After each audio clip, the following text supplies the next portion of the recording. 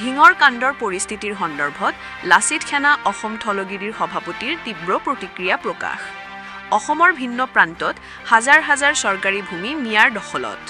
এনে ভূমিত বসবাস কৰি অহা মিয়াৰ দখলকৃত ভূমি চৰকাৰ তথা প্ৰশাসনক অতি শীঘ্ৰে উচ্ছেদ কৰিবলৈ আহ্বান লাচিত সেনা অসম থলগিৰিৰ। ইফালে অখিল গগৈ আৰু আকাশ দলুৱে মিয়া লোকৰ হৈ যি ধৰণৰ স্থিতি গ্ৰহণ কৰাৰ সন্দৰ্ভত তীব্ৰ ক্ষোভ প্ৰকাশ কৰে। আনহাতে শেহতীয়াভাৱে ধিঙত খিলঞ্জীয়া লোকৰ ওপৰত মিয়াই চলোৱা অত্যাচাৰ লগতে অমানসিক কাৰ্যৰ সন্দৰ্ভত তীব্ৰ প্ৰতিক্ৰিয়া প্ৰকাশ কৰে লাচিত সেনা অসম থলগিৰিৰ সভাপতি গগেন কলিতাই। ইফালে কামৰূপ জিলাৰ ভিন্ন প্ৰান্তৰ চৰকাৰী ভূমিৰ বেদখল কৰাৰ পিছতো আজিলৈকে উচ্ছেদ কৰাৰ বাবে চৰকাৰ তথা প্ৰশাসনে ব্যৱস্থা নোলোৱাত তীব্ৰ প্ৰতিক্ৰিয়া প্ৰকাশ লাচিত সেনা অসম থলগিৰিৰ সভাপতিৰ। হাজোৰ পৰা কমলাকান্ত দাসৰ ৰিপৰ্ট, বটদ্ৰৱা লাইভ। আমি মানে এই সংক্ৰান্তত মানে কি ক'ম, আমি অসমৰ ৰাইজক, অসম চৰকাৰক আমি বাৰ বাৰ কৈ আহিছোঁ লাচিত সেনা অসম থলগিৰিৰ তৰফৰ পৰা, যি অসমত ইতিমধ্যে ৯৮ লাখ মিয়া হৈ গ'ল। ২০১১ চনত য'ত নেকি ৩ লাখ মিয়া আছিল, তাৰ পৰা এতিয়া ৯৮ লাখ হৈ গ'ল সিহঁতৰ। আৰু সিহঁতে এতিয়া জনসংখ্যা বৃদ্ধি কৰি ইখন জিলাৰ পৰা সিখন জিলাত তেওঁলোকে চৰকাৰী ভূমিয়ে হওক বা ট্ৰাইবেল বেল্ট ব্লকৰ ভূমিয়ে হওক দখল কৰি ফুৰিছে।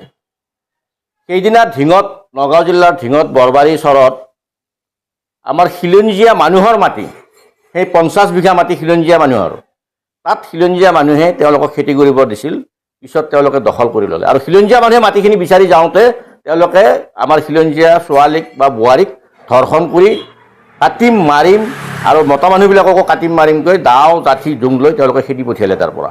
কিমান সাহস মিয়াৰ, অসমত কিমান মিয়াৰ সাহস হৈ গৈছে ইতিমধ্যে আপোনালোকে গম পায়। দিল্লীত বোমা বিস্ফোৰণ হৈছে আৰু অসমত মিয়াই আনন্দ ফূৰ্তি কৰি সামাজিক মাধ্যমত মেছেজ কৰি আছে, তেওঁলোকৰ ফূৰ্তি লাগিছে। দিল্লীত লাখ লাখ মানুহ তাতে বোমাৰ ভয়ত, বোমা ব্লাষ্টিঙৰ ভয়ত কঁপনি উঠি আছে আৰু অসমৰ মিয়াবিলাকে অসমত উল্লাস কৰি আছে। আৰু অসমৰ বিভিন্ন জিলাত যদিও চৰকাৰে উচ্ছেদ চলাই আছে, সেইটো কিন্তু পৰ্যাপ্ত পৰিমাণে আমি হোৱা নাই বুলি আমি ভাবোঁ। ইতিমধ্যে ৬০ লাখ বিঘা ভূমিৰ অসমৰ ইতিমধ্যে ১ লাখ নে ১.৫ লাখ বিঘা ভূমিহে উচ্ছেদ চলোৱা হৈছে।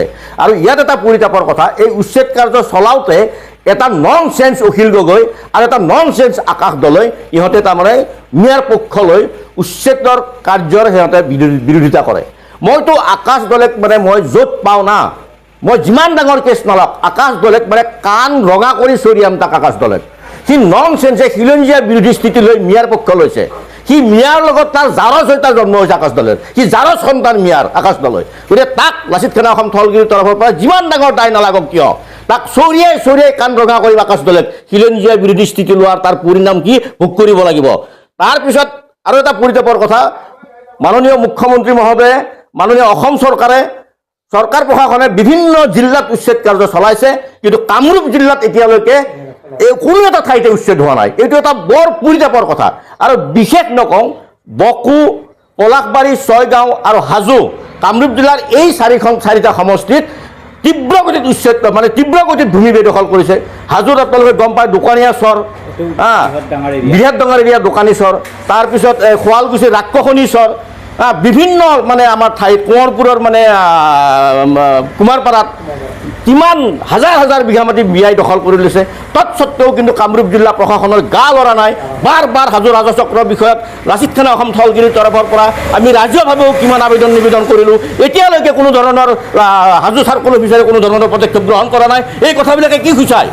তাৰমানে মুখ্যমন্ত্ৰীৰ সমষ্টি, জালুকবাৰী সমষ্টিৰ অন্তৰ্গত শুৱালকুছি ৰাক্ষসনী চৰ, সেইবিলাকত কিয় উচ্ছেদ চলোৱা নাই? গণমৌ মানে গুৰিজাপত হাজাৰ হাজাৰ বিঘা মাটি মিয়াই দখল কৰি ল'লে, সেইবিলাকত কিয় উচ্ছেদ চলোৱা নাই চৰকাৰে? গতিকে আমি মাননীয় মুখ্যমন্ত্ৰী মহোদয়ক আমি আহ্বান জনাইছোঁ, আজিৰে হাজোত উচ্ছেদ কাৰ্য চলক। হাজো বুলিয়ে নহয়, কামৰূপ জিলাত উচ্ছেদ কাৰ্য চলক আপোনালোকে, অন্যথা কিন্তু আমি কিন্তু বহি নাথাকিম। আৰু এটা কথা ঠিক দেই, এতিয়া ৯৮ লাখ হৈছে না মিয়া, ৯৮ লাখৰ পিছত যদি ৩ লাখ মিয়া হৈ যায়, তেতিয়া পৰিস্থিতি কি হ'ব? পশ্চিমবংগৰ দৰে পৰিস্থিতি হ'বনে নাই? পশ্চিমবংগৰ দৰে পৰিস্থিতি হ'বনে নাই অসমত? গতিকে আমি চৰকাৰক এতিয়াতে আৰু অসমৰ ৰাইজকে আমি জনাওঁ, কি কথা মানে কেইটামান ভোটৰ মানে লালসাত তেওঁলোকে মিয়াৰ পক্ষ লয়, কিমান লাজৰ কথা। এই ননচেন্স ৰাজনৈতিক দলবিলাকে কেইটামান ভোটৰ আশাত মিয়াৰ পক্ষ লয় অসমত। এইটো আমি সকীয়াই দিছোঁ লাচিত সেনা অসম যুদ্ধ অনিবাৰ্য। আৰু মাননীয় মুখ্যমন্ত্ৰী মহোদয়কো আমি ক'ম, আমি সকলোৱে কৈছোঁ অসমৰ থলগিৰি ৰাইজক যদি যুদ্ধ নহ'লে কিন্তু মিয়াক যদি হতাহতিকৈ যুদ্ধ যদি নহয় মিয়াক কিন্তু আইন আদালতৰ দ্বাৰা কিন্তু পৰাস্ত কৰা কিন্তু সহজ নহ'ব কাৰণ 98 লাখৰ পৰা যিদিনাই 3-4 কোটি মিয়া মানুহটো বাঢ়ি যাব কিন্তু তেতিয়া কিন্তু অসমৰ অস্তিত্ব কোনো ধৰণৰ নাথাকিব খিলঞ্জীয়াৰ অস্তিত্বই নাথাকে ধন্যবাদ জয় অসম